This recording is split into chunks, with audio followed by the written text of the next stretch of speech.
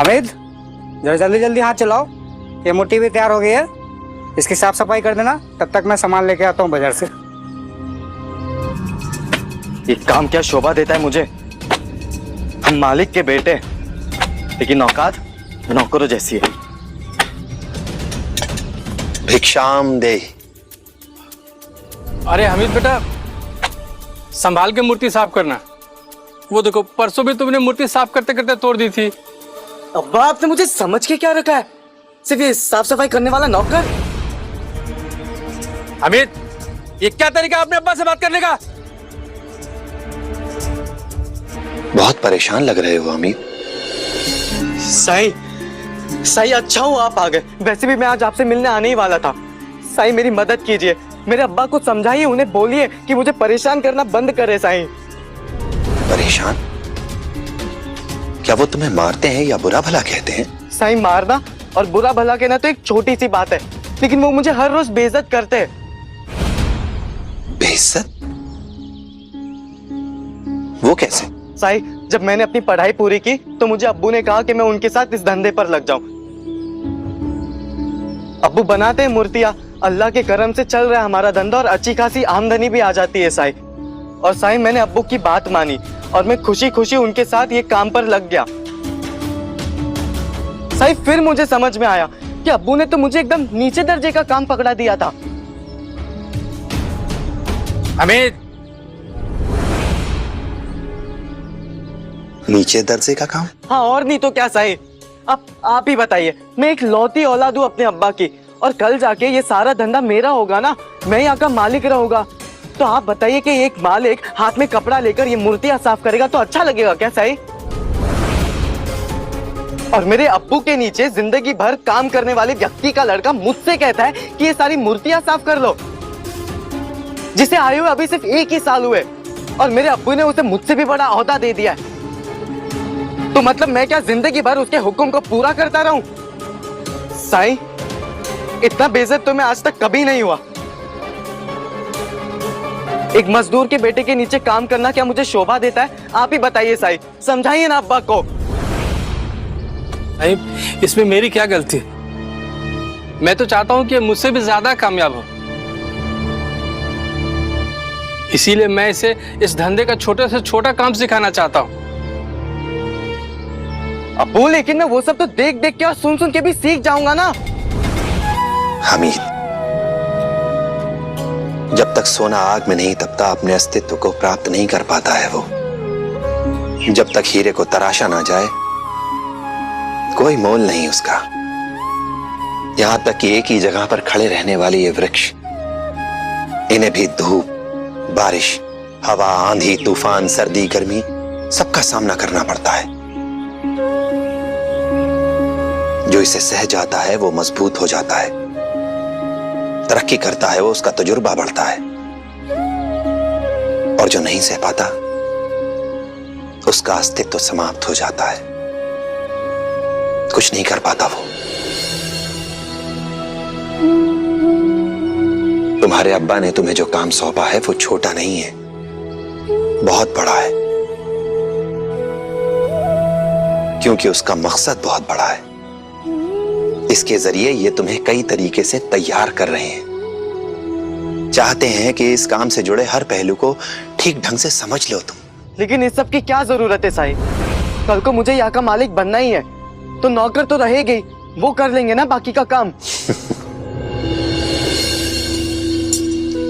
आओ मेरे साथ, एक कहानी सुनाता हूं तुम्हें। ये कहानी है पत्थर और मूर्ति की।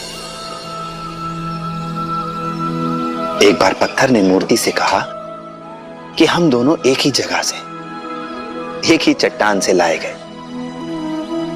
भाग्य से हम लोग एक ही मूर्तिकार के पास भी पहुंच गए, पर तुम्हारा सौभाग्य कि तुम एक मूर्ति बन गई, जिसे देखकर सब लोग वाह वाह करते हैं, और मुझे जमीन में लगा दिया, जहां दिन भर लोगों के पैर पड़ते हैं। तुम्हारी मुंह मांगी कीमत मिलती है और मेरी कीमत कुछ भी नहीं। जब हम दोनों एक जैसे हैं तो फिर मेरे साथ इतनी नाइंसाफी क्यों?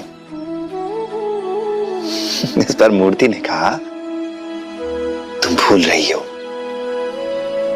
मूर्तिकार ने मूर्ति बनाने के लिए पहले तुम्हें ही चुना था, पर तुम मूर्ति बनाने की चोट को नहीं सह पाए। इस पर पत्थर ने नाराज होकर कहा कि जब कोई इतनी नुकीली चीज से और ऊपर से हथौड़ी से चोट करेगा तो टूटूंगा ही ना। तो मूर्ति ने कहा कि नहीं, सच तो यह है कि तुम हिम्मत हार गए।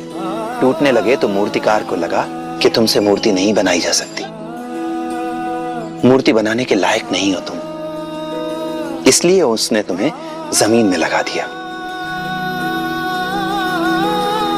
तुम्हारे बाद उसने मुझे चुना।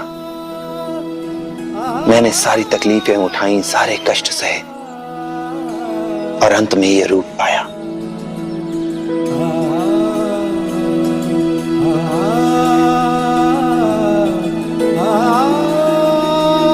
अब तुम ही बताओ अमीर, तुम जमीन में लगा पत्थर बनना चाहते हो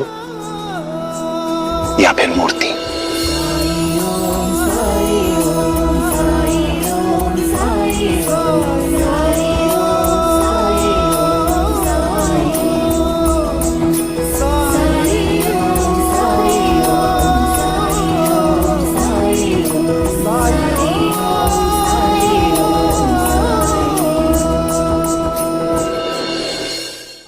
बताओ, मालिक को अगर अपने काम के हर पहलू की जानकारी ना हो, कभी भी सफल व्यापारी बन सकता है, सफल कारोबारी बन सकता है वो? नहीं।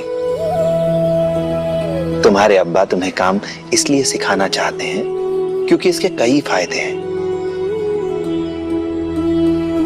सबसे पहला, अगर काम में कभी कोई दिक्कत आएगी तो तुम समझ पाओगे कि इस दिक्कत की वजह क्या है और इसका हल, इसका समाधान कैसे किया जाए। दूसरा, तुम अपने साथ काम करने वाले हर व्यक्ति के योगदान को समझ पाओगे, उसकी अहमियत को समझोगे तुम्हें समझ में आएगा कि वो इंसान और उसका काम तुम्हारे लिए कितना महत्वपूर्ण है, वो व्यक्ति तुम्हारे लिए कितना महत्व रखता है। तीसरा फायदा, तुम्हें यह समझ में आना चाहिए कि कोई भी काम छोटा नहीं होता, ताकि अगर कभी समय आन पड़े तो तुम काम को पूरी समझदारी से, पूरी कामयाबी से, पूरे गर्व से कर सको। मेरी बात याद रखना हमीद, कोई भी इंसान सच्चा मालिक तभी हो सकता है जबकि वो कोई भी काम करने में संकोच ना करे, और ऐसा करके ही वो अपने लिए काम करने वाले लोगों की नजर में असली नायक बन सकता है।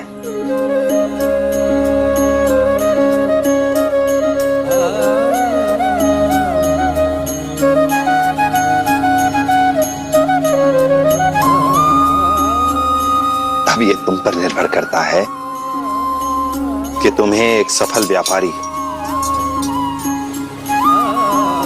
असली नायक बनना चाहते हो या नहीं।